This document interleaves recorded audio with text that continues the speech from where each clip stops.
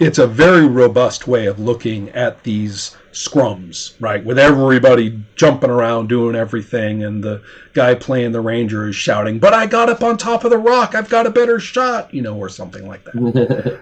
Everybody's got their notions of visually of what's happening. My term, of course, which is most obvious during this time of play, although it obtains throughout play as a possibility, unfortunately.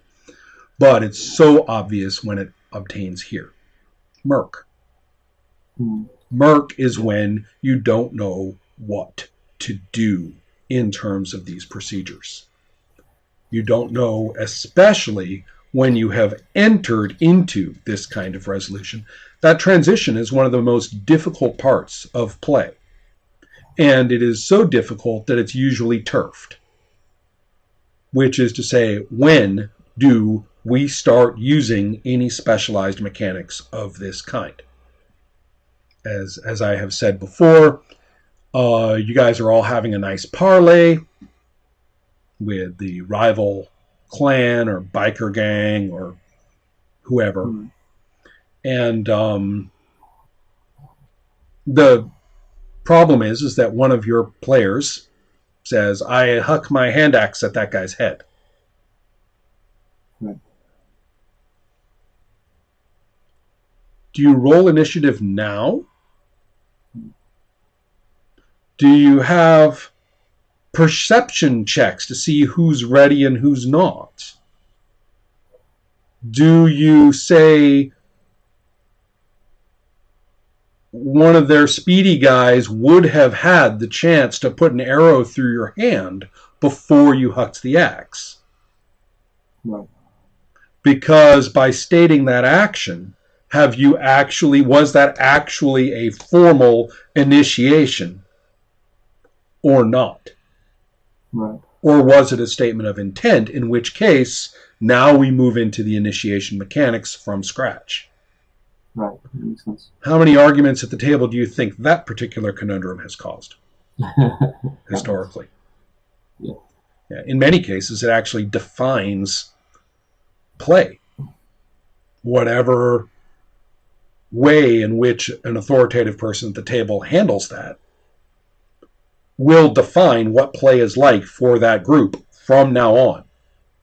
And if someone else comes in, they don't like it, then fuck them. They're not for us. Right. Yeah, I know I've been in a number of games where the degree to which the surprise round was effective changed the way you played a lot. Yeah. If you could get that off, then you were pretty much always trying to get off the surprise round. The whole concept of the surprise round is testament to the murkiness of that fictional situation. Yeah. So a better solution is to say, how do we handle actions ever? Right. And in Sorcerer, for example, when someone says that, we go into the same old thing where everybody states intent.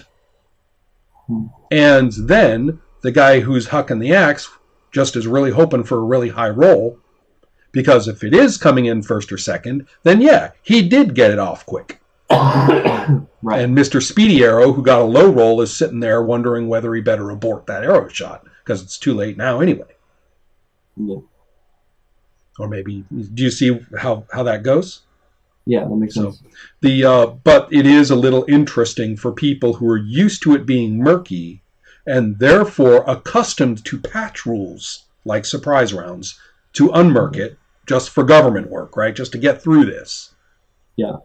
And then when you give them a system like Sorcerer or the Hero Quest system or a number of others, which are deeply mechanical in this regard, but just not the way they're used to, because there is no murk, you'll see them. It's kind of like literally they're blinded by the light. they're kind of like, but where's my squeegee moment where's my moment where I get to work it? Right. And so since there isn't one, they're kind of going, that sucks. And the problem is, of course, is that it was the opposite of suck.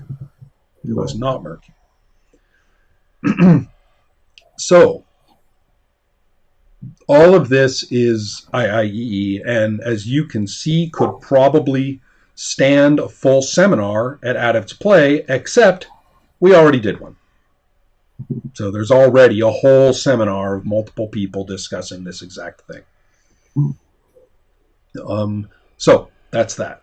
Now we go to what I asked you about, which is the rules diagram, which is instead of the knee-deep in the dirt of play with IIEE and can I get this arrow shot off before that guy's axe hits my chieftain.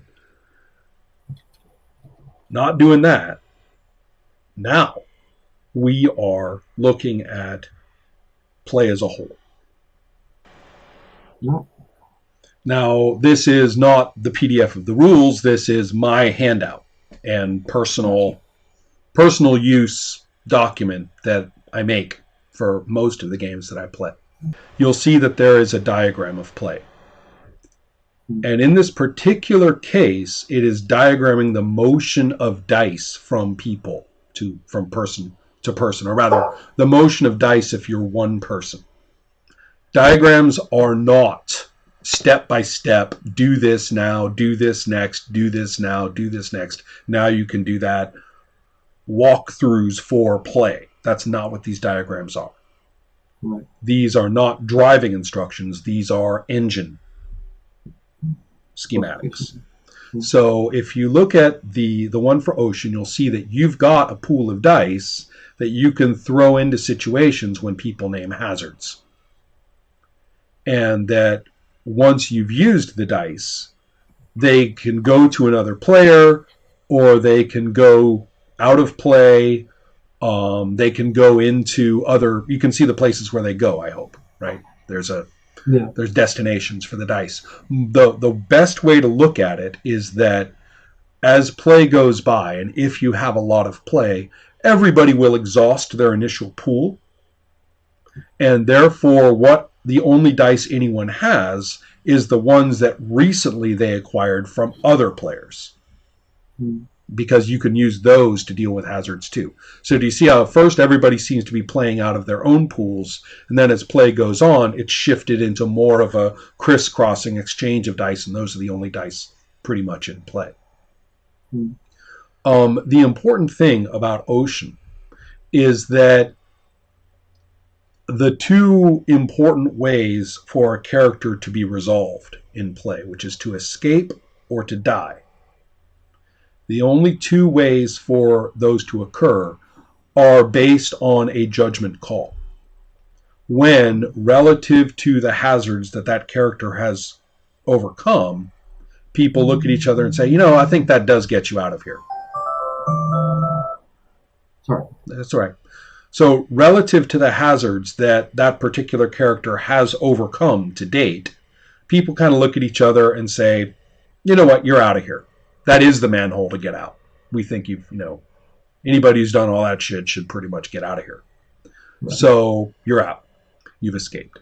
Or in the case of, for example, failing to deal with a given hazard, as the most obvious example, the person in charge of the hazard looks at the player who just rolled badly and says, you are dead as a doornail. And that's that. They're very, very soft, hard. For the most consequential resolutions of play for a given character, they're very, very soft in terms of mechanics. They are judgment calls at particular points. So it's not fun unless you do this relative to the nature of the hazards and relative to the clues. Because play also has a bunch of mysteries, and you get clues. That's one of the things you could have spent your successes on. You get clues that build up until we all feel as though we have a better understanding, or at least a more intriguing understanding of what's going on. Because this is one of those amnesia science fiction games. You wake up and everybody looks at each other and they're all in danger. So, but the point is as you develop these clues, whether they're about backstory for characters, whether they're about things that are going on, the nature of the situation they're in, the game does not carry in and of itself a necessity of fully developing that understanding. But it is in the context of that understanding that characters' escapes and deaths are good judgment calls rather than just fuck you judgment calls. Right.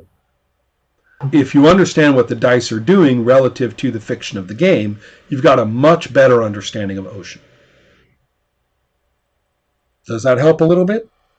Yeah, it's interesting. The diagrams can address lots of different things at different scales. I pick the one that seems the most necessary in order to play. In this case, the diagram is written from the point of view of an individual player looking at a pool of dice, wondering how those dice got there, wondering where they can go, and how that pertains to what might happen in play. Now, a game which is a little more Swiss watchy in terms of outcomes and consequences is in the other handout that I gave you. And in fact, that one requires 2 diagrams, which usually isn't the case. So this is Bliss Stage. And the first diagram in Bliss Stage, which you can scroll to get through, is the one where you're looking at pilot scenes alternating with interlude scenes. And briefly, being in a pilot scene means you rack up trauma, stress, or bliss. We have characters undergoing pilot scenes, and we have interlude scenes that are basically soap opera in between them. And what the diagram should show you is that sooner or later, any given pilot will either die or will bliss out. Furthermore, the rules happen to be that when you are down to one last pilot, that the success or failure of that last mission basically concludes everything we know and are going to know. Whatever mysteries, whatever, we have seen the operational drama of our story, and we're going to close it out now. If you go to the second diagram, which is a much more of a nuts and bolts in the middle of a mission, middle of a pilot scene, then you can see that that's much more of a dice. It's got a fudge dice system, so it's all pluses and minuses and zeros. And it basically takes you to what all the pluses and minuses and zeros do in sequence or upon whatever happening. So that's a little bit more of an experiential in the driver's seat diagram, where the first one is much more of a big picture, whole game. This is how the game actually functions. Now we do an interlude scene because we just did this pilot scene. And this is where we're at in relationship to various variables. So does that help? Again? Yeah. There's plenty of these. Some of them are quite intense. I will show you one more. Okay. For Classic RuneQuest, that column at the left is a starting character situation. In fact, I would say at the top left. And you can see there's basically a cycle. If you use your skills, which includes fighting, then you can that can improve your skills in and of itself just by succeeding, because there's a cycle of improvement based on successful rolls. You can also, through the events of what you accomplish, get money and get scrolls, perhaps. And money allows you to get training, which also allows you to increase your skills and attributes. So basically, the more you do, the more you have wherewithal to improve the things you do it with. So it just does that. Same thing goes with power and spells, because by casting spells, you can improve your power and your power goes up. So that's in a slightly separate box, but it's the same idea. Now, this would just go on forever, and you would just become awesome with all your percentiles and stuff, except that the game also offers in its setting cults, which can accept you as an initiate and later can accept you as either a rune lord or a rune priest. once you do that, the whole dynamic changes. First of all, in the top left, if you're a beginning character or mainly just kind of an adventurer, you're in debt all the time. You had to get in debt just to get the stuff you needed to start play. In Classic RuneQuest, you start in debt. So you basically are stuck in debt, but you're improving all the time. And being in debt like that is pretty much what gives you your adventures. When the local guild master's like, all right, you asshole, go off and do this now. Right. We trained you how to ride a horse, now go off and do this. So that's your situation. Whereas at the rune levels, particularly at high level initiate and especially in rune lord level, you are in a situation where you have a very different relationship to treasure. You don't have to earn money anymore. You are now you are a huge, valuable representative of this temple. And you've got room and board handled. They'll keep you in training. You don't have to, go run off and find handfuls of coins or whatever to just keep yourself together. Right. Also, you have a different relationship toward death. You are able to call upon miracles of resurrection. You are able to be resurrected by your temple as long as your friends bring your pieces back and stuff like that. But the point is you have a very different relationship to money and death at this level than you used to. What matters now is your high-level power score because you are constantly sacrificing power in order to gain a relationship and rune magic from the god. Gotcha. And so since that's a sacrifice, and the only way you're going to get more power is by using, your power as an attribute. The only way you're going to do that is to get out there and expend and risk your life and limb and use your divine rune magic out there as much as you can in order to be able to increase your power and thus go back and sacrifice to the god again.